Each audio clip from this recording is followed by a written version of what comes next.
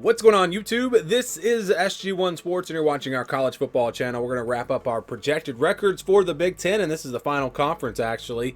And it's going to look very similar to the ACC. So every team projected between 8-4 and 6-6. I realize that's not how it's going to happen in real life, but again, we talked about these projections and how they're conservative, and this is just what you get. So it's really what you can get from this is if you have teams that are very similar, you think they're going to be about as good as each other, and the records are different, that really just kind of tells you about the schedules. And that's really what this is. It's telling us how tough the schedules are for each of these teams. So we're going to start at the top. We have 4 teams projected to go 8-4. And so these, based off of schedules and all that, these teams would figure to be the favorites in the Big 12. Although it also tells us these teams maybe have a little bit easier non-conference schedules than some other teams, because we have some other teams that are projected to probably go 5-4 in the Big 12, but 8-4 overall, or 7-5 overall compared to 8-4 overall here. So these are the teams projected with the best overall records, not necessarily the only teams projected to go 5-4 in the conference. But we've got Arizona, Kansas, Oklahoma State, and Utah. I'm very high on Oklahoma State and Utah. I do believe they're the favorites, but I think Kansas is a dark horse.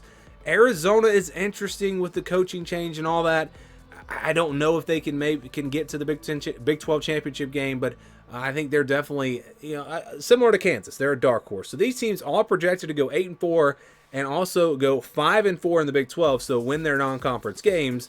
And again, I'm almost positive that at least one of these teams is going to do better than 8-4. I mean, it's pretty much guaranteed to happen. But our projection's very, very conservative, and this is what you get when you have a lot of parity in a conference. You don't have any elite teams, and you don't really have a lot of really bad teams. So also projected to go 5-4 in the conference, but 7-5 overall are Iowa State, Kansas State, UCF, and West Virginia. Now Texas Tech, you see 7-5 overall, but they would actually be projected to go 4-5 in the non-conference, or in the Big 12 conference games. So they have a little bit easier non-conference schedule, but again, 7-5 overall, but just 4-5 in the Big 12. Iowa State, Kansas State, UCF, West Virginia would go 5-4 and lose a non-conference game. Hopefully that's not too confusing.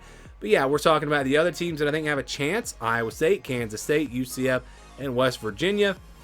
Again, these teams are, in my opinion, not necessarily the front runners. I know a lot of people are high on Kansas State. They actually have a really tough schedule. UCF, Iowa State, I don't know if they're quite ready to be in that top tier. Maybe, we'll see. West Virginia, I'm pretty high on them. I think they'll be good again. But again, I think it's Utah and Oklahoma State. And if one of those teams does not get in the Big 12 championship, you're going to see one of these other teams projected to go here in the top 5 in the Big 12 will probably sneak in there. And it could be really any of these teams. Again, the Big 12 is wide open if Utah or Oklahoma State, if either one of those teams stumble, because I do believe those teams are the best 2 teams in the Big 12. Now we've got some other teams projected to go 6-6. We're talking Baylor, BYU, Colorado, Houston, and TCU. So all of these teams, again, projected to go 6-6. And I'm going to show all the teams, all the power teams, and give you the exact win number for each team. That's probably going to be coming up in a video tomorrow. But these teams are all projected to go right around 6 wins. And then we had a couple of teams that were barely at 6-6. They were like 5.5 wins, and it rounded up.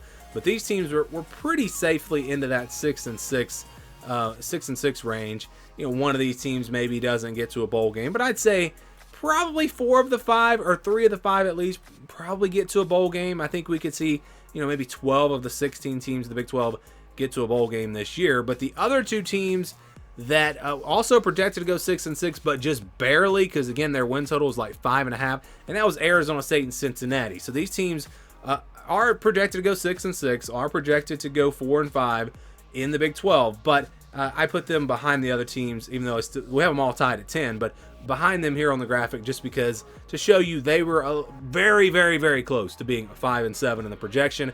I mean, maybe just change one game and they would be 5-7. So these teams expected to be at the bottom of the Big 12. I think that, again, this is going to be an exciting conference. I think there's a lot of parity. I think it's fairly wide open. Again, Utah, Oklahoma State might be a little bit above everyone else, but I could definitely see another team getting into the Big 12 championship. And with all these new teams in here, again, I just think it's going to be an exciting year in the Big 12.